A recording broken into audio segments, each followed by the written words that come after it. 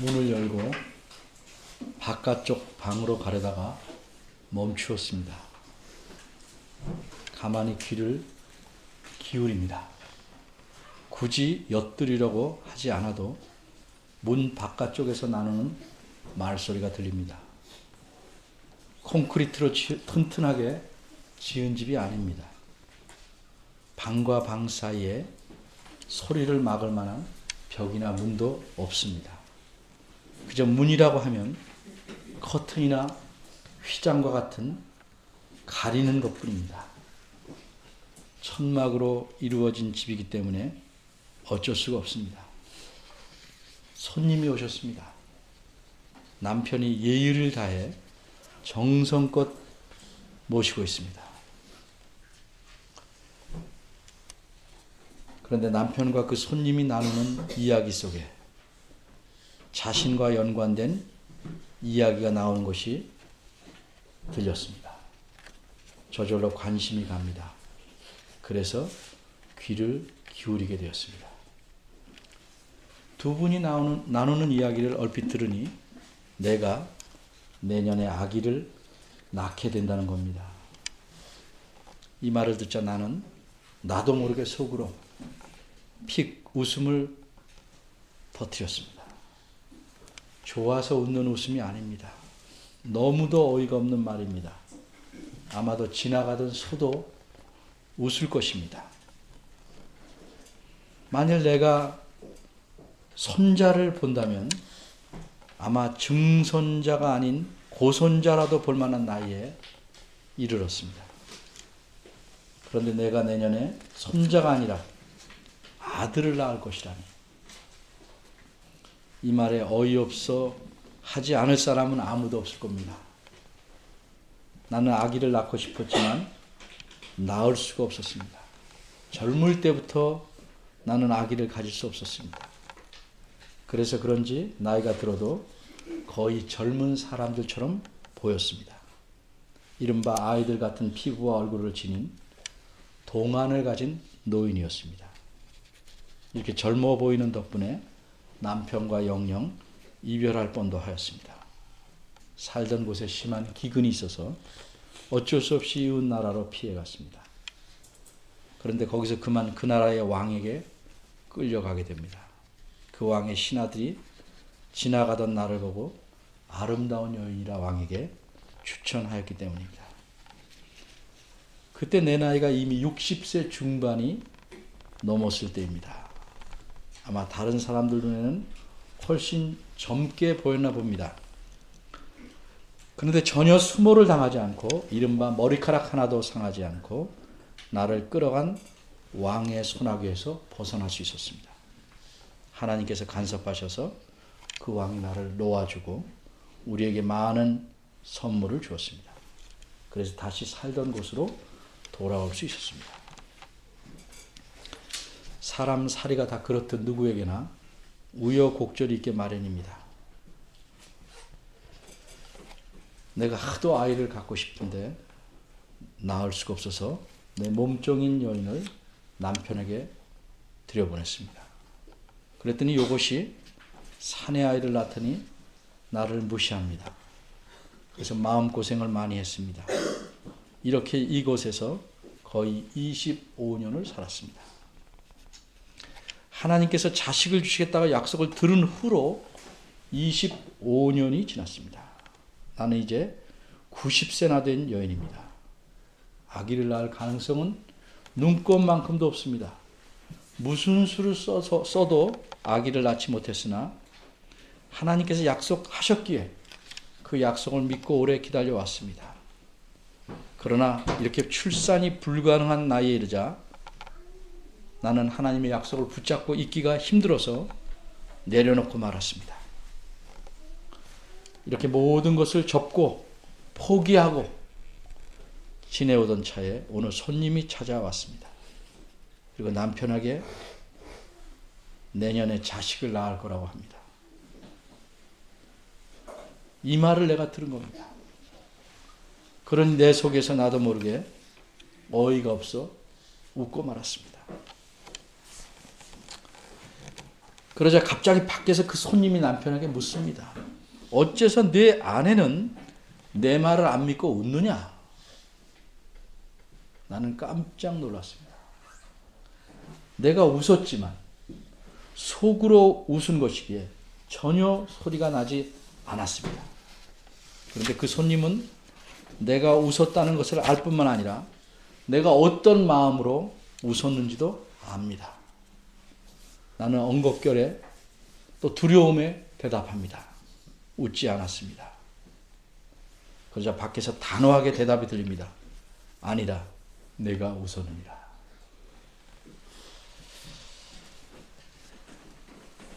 이렇게 단호하게 내가 웃었다고 말씀하신 분은 하나님이십니다. 하나님께서 사람의 모습을 하시고 남편 아브라함을 찾아오셨습니다.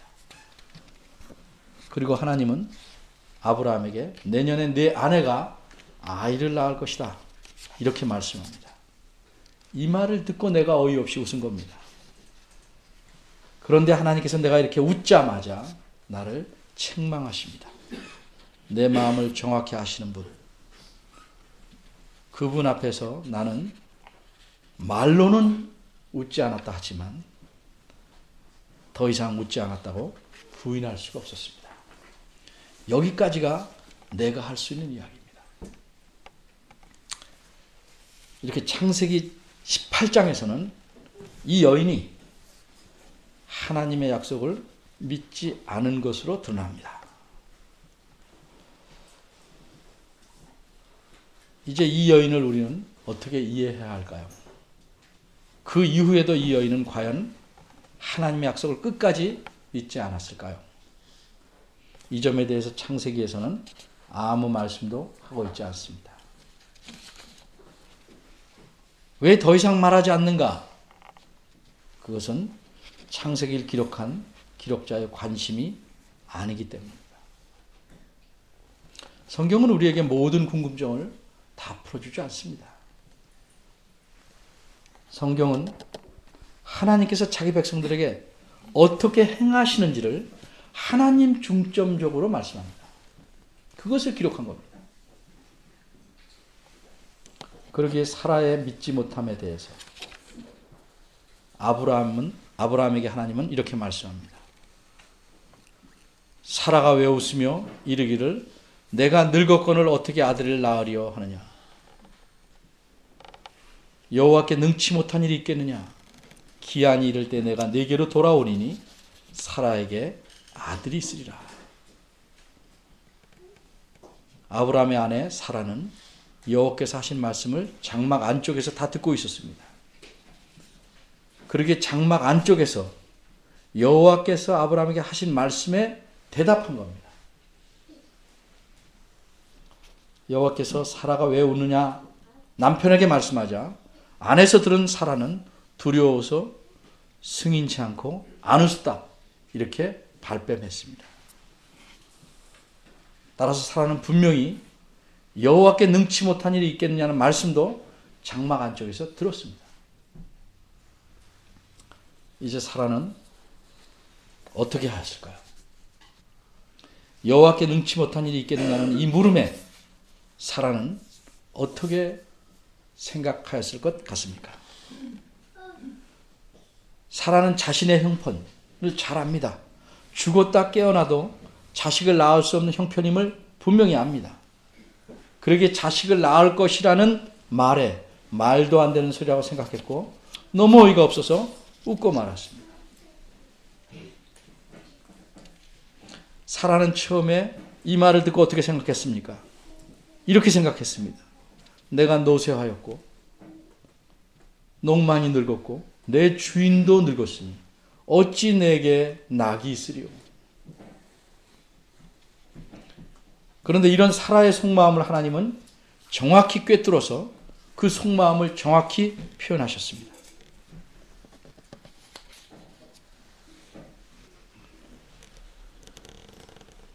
내가 늙었거들 어떻게 아들을 낳으리요? 이 말은 불가능하다는 말입니다. 그것을 아셨습니다. 게다가 속으로 웃은 사실까지 아십니다. 겉으로는 아무 소리도 내지 않았지만 속으로만 웃었지만 하나님은 아셨습니다. 그리고 어떻게 반응하셨습니까? 창세기 18장 14절을 보면 여호와께 능치 못한 일이 있겠느냐 이렇게 물으십니다.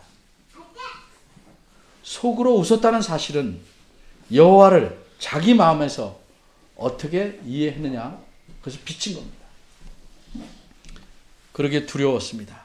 날 무시했다고 생각하는 여호와의 말씀에 사라는 아니라고 대답합니다. 웃지 않았다고 합니다. 그런데 하나님은 네가 나를 무시했고 내가 전능하신 여호와임을 믿지 않았다는 점을 지적하십니다. 오늘 본 문제 11절입니다.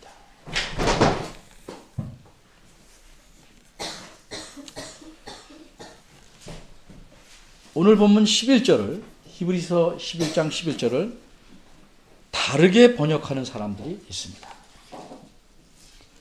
이 다르게 번역한 점에 대해 먼저 말씀을 드리려고 합니다.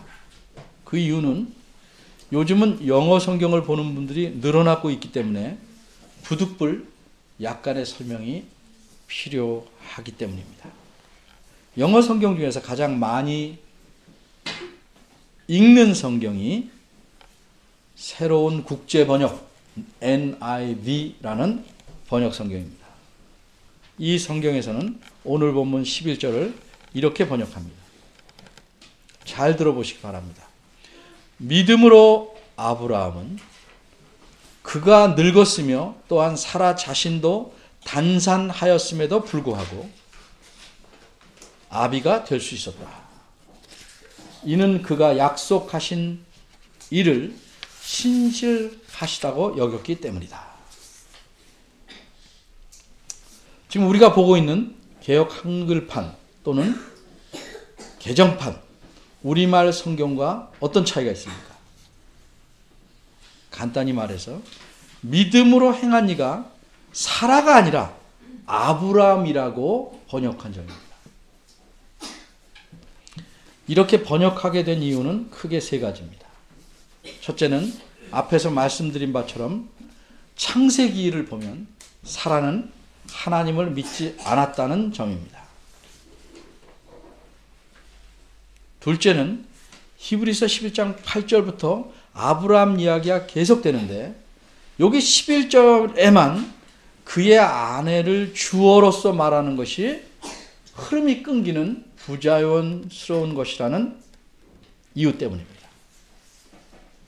셋째로는 조금 힘든 얘기인데 잉태하는 에 해당하는 원문이 씨를 뿌리는 이라는 비유적인 표현이므로 씨를 뿌린다는 것은 남편에게만 해당하는 문구라는 점입니다. 그럼 이 세 가지 이유가 전혀 반박할 수 없는 사실인가? 반박할 수 없다면 NIV처럼 이 11절을 아브라함에 대해 이야기하는 것으로 이해해야 합니다. 그런데 우리말 성경은 그렇게 해놓지 않았습니다. 그럼 우리는 11절을 어떻게 이해하는 것이 바람직할까요? 우선 위에서 말한 이유를 뒤에 것부터 다시 생각해 봅니다. 잉태하는 에 해당하는 원문이 씨를 뿌리는 이라고 했습니다. 그런데 이 원문은 그렇게만 해석되는 게 아니고 씨를 뿌릴 수 있게 하는 으로도 해석될 수 있습니다. 바꿔 말하면 남편이 씨를 뿌릴 수 있게 하는, 사라 입장에서 보면 아브라함이 자신에게 아이를 임신시킬 수 있는 환경을 만든다는 의미로 해석이 되는 말입니다. 그래서 굳이 잉태하는 이라는 원문을 남편에게만 적용된다고 말하기는 힘듭니다. 두 번째로 아브라함 이야기 속에 그의 아내인 사라의 이야기가 나오는 것이 반드시 부자연스러운 것은 아닙니다. 오히려 창세기 18장에서 사라는 하나님 말씀을 믿지 않은 것으로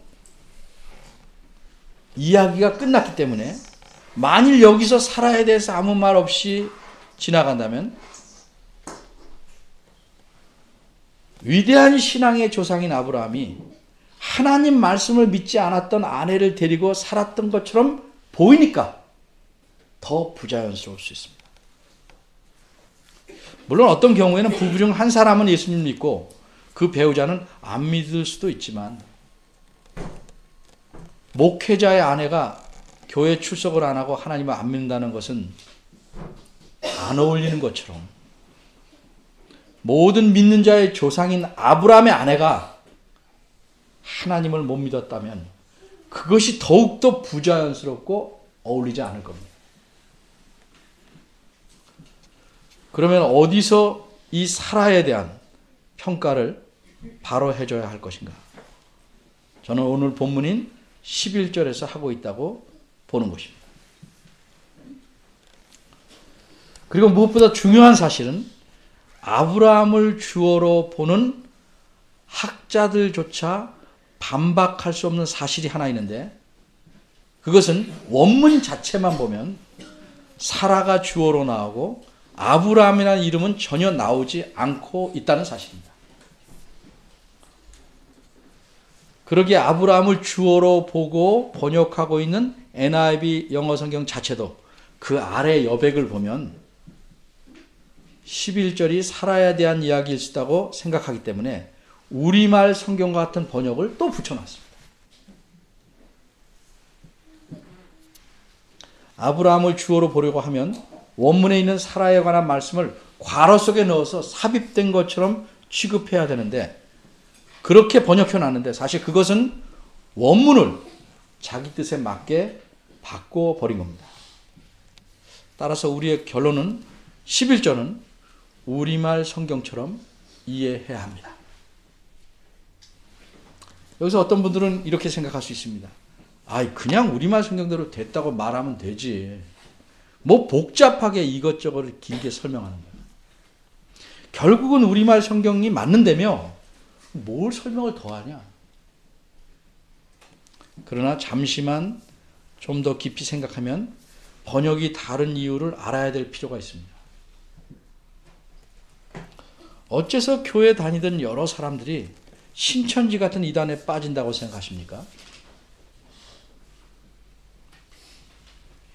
큰 이유 중에 하나는 성경을 겉만 안다는 거죠. 눈에 보이는 대로 보고 만다는 거죠. 신천지에 빠지는 큰 이유 중에 하나는 신천지는 계시록에 대해서 특별히 다르게 해석하고 그 다른 해석이 맞는 것처럼 설명하고 있기 때문입니다. 그런데 일반 교우들은 평소에 계시록을 잘 모를 뿐더러 그들이 말하는 해석이 왜 틀리는지 논리적으로 이해하고 있지 못하면 틀린 해석에 빠져 들어가게 될 수밖에 없습니다. 따라서 중요한 문제에서 번역이나 해석이 다를 때는 그 이유를 알고 있어야 합니다. 설명은 못해도 저렇게 하는 건 아니다. 는 알고 있어요.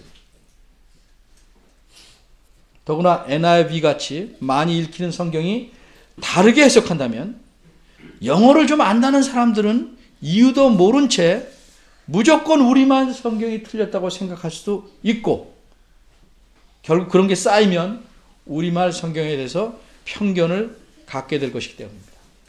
어떤 번역도 원문을 완전하게 번역해낼 수는 없습니다. 그래서 항상 설교자는 원문에 근거해서 설명할 수밖에 없는 것입니다. 이제 오늘 본문인 11절을 설명합니다. 창세기 18장에서 사라는 하나님을 믿지 못했습니다. 그렇게 이야기가 끝났습니다. 그 후에도 계속 못 믿었을까? 혹시 믿었다면 그 근거는 어디에 있는가? 바로 오늘 본문이 그 일 이후에 사라의 마음에 어떻게 변화가 있었는지를 알려줍니다. 이걸 설명하기 전에 어린아이들을 위해서 예를 듭니다. 내 친구가 서울역으로 가야 하는데 그만 그 기차 타는 플랫폼에 잘못 서 있다가 양쪽으로 차가 들어오니까 부산으로 가는 기차를 탔습니다. 그런데 내가 두어 시간 후에 전철을 타고 서울역에 갔다가 그 우연히 부산 가는 기차를 탔던 친구를 만났습니다.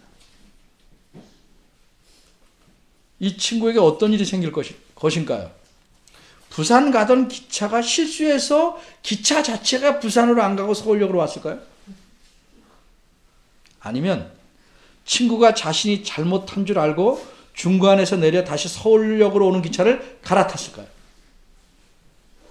거기에 대한 설명이 없어도 당연히 친구가 자기 잘못을 알고 기차를 바꿔 탔으니까 서울역으로 올 수 있었던 것입니다. 논리라는 것은 그런 겁니다. 사라에 대해서도 우리가 그렇게 논리적으로 생각해야 합니다. 11절에 이렇게 말씀합니다. 믿음으로 사라 자신도 나이 늙어 단산하였으나 잉태하는 힘을 얻었으니 어떻게 이게 가능했는가?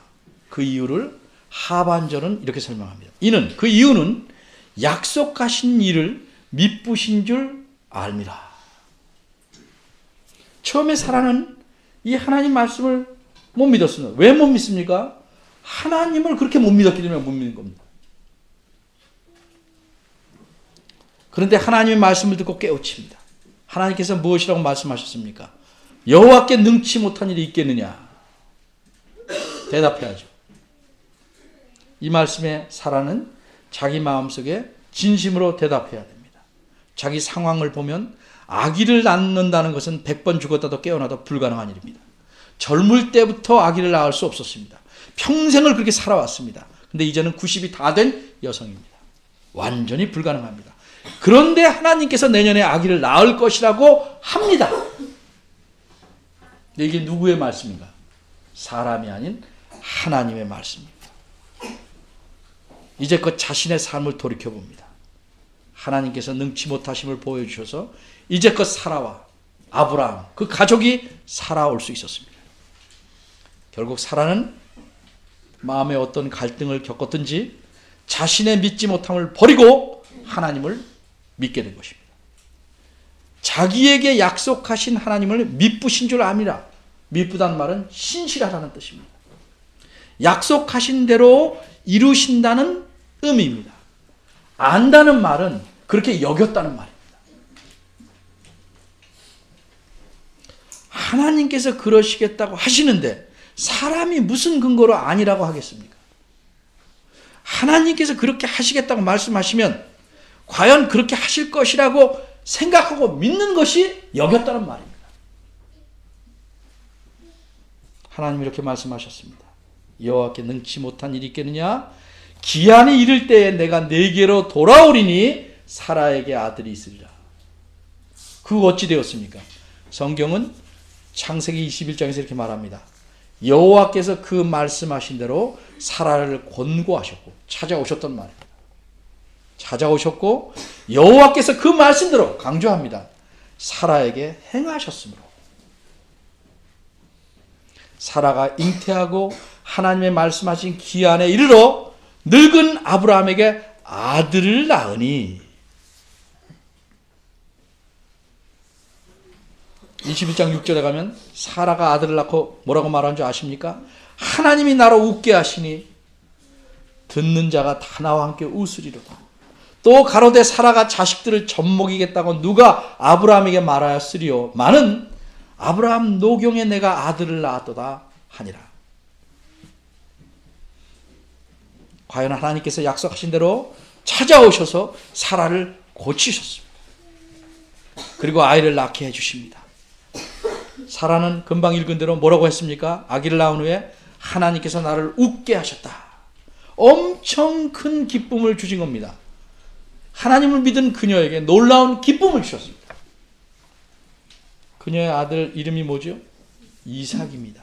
뜻을 아십니까? 웃음이란 뜻입니다. 기뻐서 아들의 이름을 웃음이다. 이렇게 지었어요. 본문 12절입니다. 그런데 이렇게 아브라함과 사라에게 자식을 주시겠다고 약속하시고 그렇게 하신 것은 단지 그 가정 하나만을 위함이 아닙니다. 이 가정을 통해서 수많은 후손들이 나왔습니다. 12절은 이렇게 말씀합니다. 이러므로 죽은 자와 방불한 죽은 자와 같은 한 사람으로 말미암아 하늘의 허다한 별과 또 해변의 무수한 모래와 같이 많이 생육하였느니라. 그런데 이 수많은 후손들은 누구를 가리킵니까? 모든 설명을 자르고 특별히 갈라디아서 3장 29절에 보면 너희가 그리스도에게 속한 자면 곧 아브라함의 자손이요 약속대로 유업을 이을 자니라. 이제는 수많은 사람들이 유대인뿐만이 아니라 유대인도 모두가 아브라함의 자손이 아닙니다. 너희가 내 자손이라면 나한테 이렇게 하지 않을 것이다. 너희가 아브라함의 자손이라면 나한테 이렇게 하지 않을 것이다. 말씀하셨죠. 정말 하나님이 말씀하는 아브라함의 후손이란 어떤 의미에서 후손인가? 혈통적으로가 아니라 아브라함과 동일한 믿음을 가졌기 때문입니다. 그런 의미에서 우리는 그의 후손이라는 사실을 이 갈라디아서에서 말하는 겁니다. 그리고 세상에 무수한 아브라함의 후손들이 생육하게 된 것입니다. 그래서 오늘날 우리도 아브라함의 후손으로 이렇게 존재하게 된 것입니다. 과연 오늘 본문은 하나님에 대해서 무엇을 말씀합니까? 하나님은 신실하시다는 사실입니다. 사람이 믿든지 아니 믿든지 하나님은 신실합니다. 내가 믿어야 신실하고 안 믿으면 안 신실한 것 아닙니다. 하나님은 언제나 신실하십니다. 사라는 이런 하나님을 올바르게 믿은 것입니다.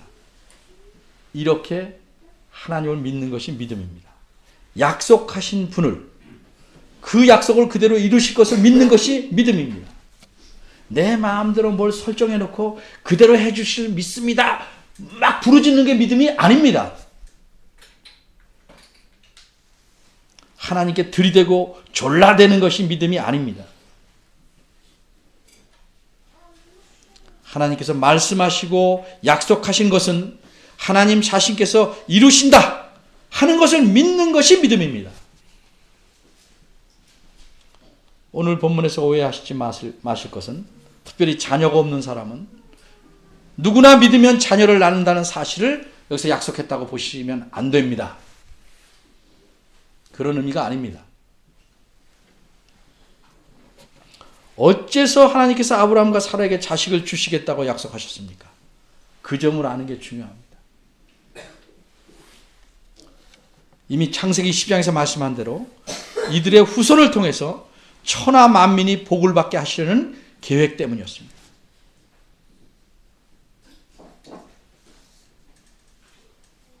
그 특별한 한 분의 후손이 누굽니까? 예수 그리스도이십니다. 이렇게 하나님께서는 자신의 약속을 신실하게 이루심으로써 이제 수많은 사람들이 예수 그리스도를 믿으면 죄사함을 얻고 하나님의 자녀가 되고 하나님의 자녀로 친밀한 관계를 맺고 살아가게 된 것입니다. 우리도 그러합니다. 믿음이라는 명목으로 우리의 요구를 이루어달라 하지 마시고 나를 통해서 하나님의 약속과 뜻이 이루어지기를 바라고 원해야 하는 겁니다.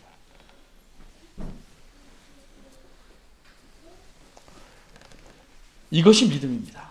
하나님의 약속을 믿고 살아가는 것이 인간의 눈으로는 많은 경우에 그렇게 하면 손해가 된 것 같이 보입니다. 그렇게 하면 사회에서 처질 것 같이 보입니다. 그렇게 하면 실패할 것처럼 보입니다. 그렇게 하면 낙오 될 것처럼 보입니다. 그렇게 하면 나쁠 것 같이 보입니다. 그러나 하나님의 약속을 믿고 살면 하나님의 은혜를 가득 누릴 수 있습니다. 하나님이 책임지시고 이룰 것이기 때문입니다. 여기서 요구되는 게 믿음입니다. 하나님을 못 믿는 자에게는 하나님에게 늘 불가능이 있어 보입니다. 하나님을 신실하게 믿는 자에게는 하나님에게는 불가능이 없어 보입니다. 하나님은 자신을 전능하다 말씀합니다. 여러분의 믿음에 따라 불가능과 가능이 결정되는 것이 아니고 그렇게 보일 뿐입니다. 여러분들에게. 신실하신 하나님, 전능하신 하나님을 바르게 믿고 하나님을 의지하며 든든히 살아가는 여러분이 되시기를 바랍니다. 기도하겠습니다. 하나님, 우리는 내가 뜨겁고 열심히 있으면 믿음이 강해졌다, 많아졌다, 튼튼해졌다, 여러 가지 미사여구를 써서 우리를 포장합니다.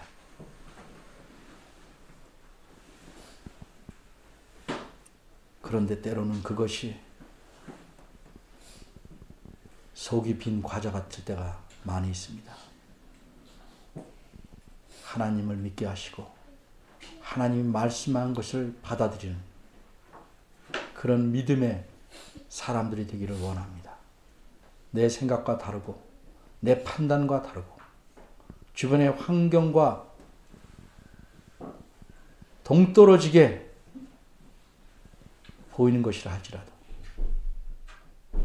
하나님의 약속과 하나님 자신을 믿는 믿음을 갖고 살아가는 저희들 되도록 깨닫게 하시고 도와주옵소서. 저희를 긍휼히 여겨 주시옵소서. 예수님의 이름으로 기도합니다. 아멘. 다 같이 일어나서 성령 부르시겠습니다.